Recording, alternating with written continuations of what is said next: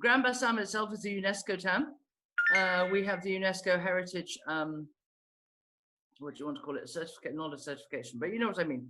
And it's stunning. I live on the lagoon, the northern edge of town on the lagoon, but down on the southern edge of town, we've got the beach, and that's where all the old colonial buildings are located. Apart from the building right behind me, which was built, we think, in the late 1800s with a lot of old red bricks. It reminds me of Toulouse, where I used to live and work. Yeah. And in your home listing, you shared all the sort of activities that you love doing with your son and that other families would probably enjoy. So you've got loads of great restaurants in the area. What I loved actually when you talked about going to the lagoon and getting on the ferry and heading sort of 35 kilometres upstream, wasn't it? And you're friends with a chief there who could show a family around and show them the local traditions of that town. So I'd love to know more about that, and also about other activities that you think families would really enjoy. Sort of embellish on your home listing, really. But when I say restaurants, it's more probably what you'd think in Europe as street food. And there's some really good street food, and that's what we live on when we go out. And then getting the ferry, the Pinas, up to Ebra, up to the village, it's lovely. It's a 35-40 minute trip, and it's all totally uninhabited up north on the lagoon. And then when we get there, we usually put my son's bicycle on the top of the ferry.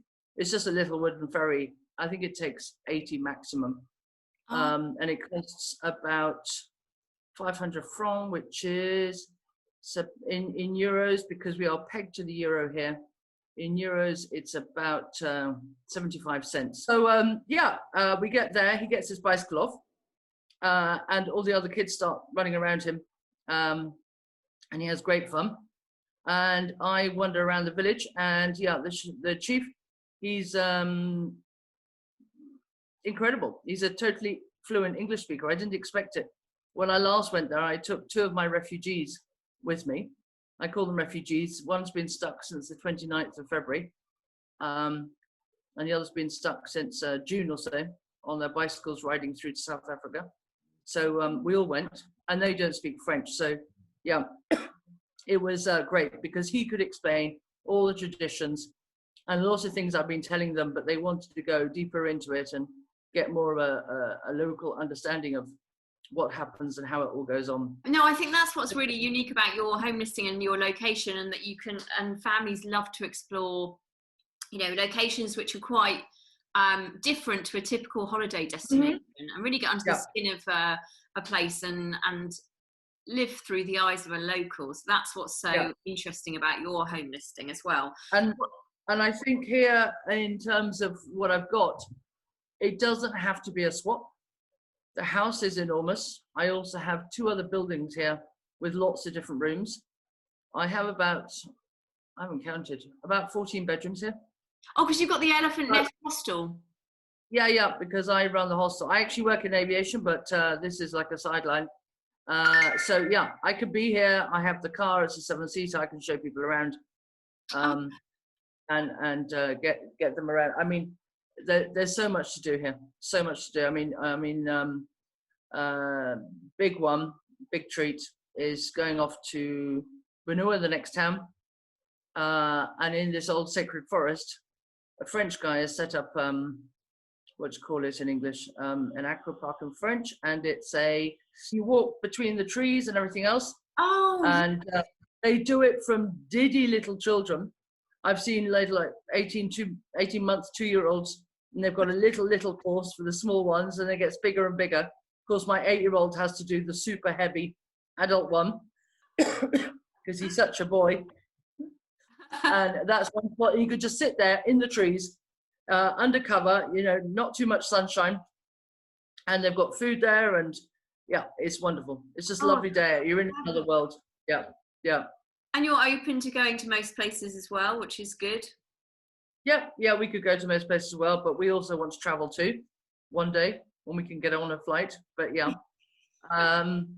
So yeah, I mean, the other one is Sundays we usually go down to the beach, not here in town, about 7 kilometers away. And there's the lagoon where I take one of our 2 windsurfing boards, and my son gets on the windsurf board. My dog, who's half Great Dane, half Malinois, gets on behind him because she thinks she's his nanny. She won't be separated from him. And then they go paddling off in the lagoon. And there's lots of small boys from the village who've got their own boats. You can show people around the lagoon on the boats. And then we leave there at lunchtime when we go across to the beach side, which is all of 50 meters. And we go and sit in a little bar and have some fish and something to eat, and we're on the beach. It's lovely. It's idyllic. It does sound idyllic. What times of year would you recommend a family come and visit? From late November, because our rainy season is now, and it's been on and off. Every second day we're having rain at the moment. It's our short rainy season. So end of November, end of November, we get Harmattan, which is our dry season. It's cold in the morning and we get fog, and well, it's cold for us, and it's dry and hot during the day. The sea temperature warms up. I mean, in July and August, I can't swim in the sea. It's too cold for me, but it's probably, I don't know, it's probably down to about 23. Sounds quite warm.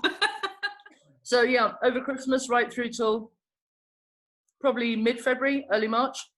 And then again, then we get, it starts changing. The seasons have been moving, I think, with global warming. And then again, during the summer, your summer holidays, it's a great time to come and visit. The temperatures are lower, a lot lower than we're used to. And there's usually a lovely breeze.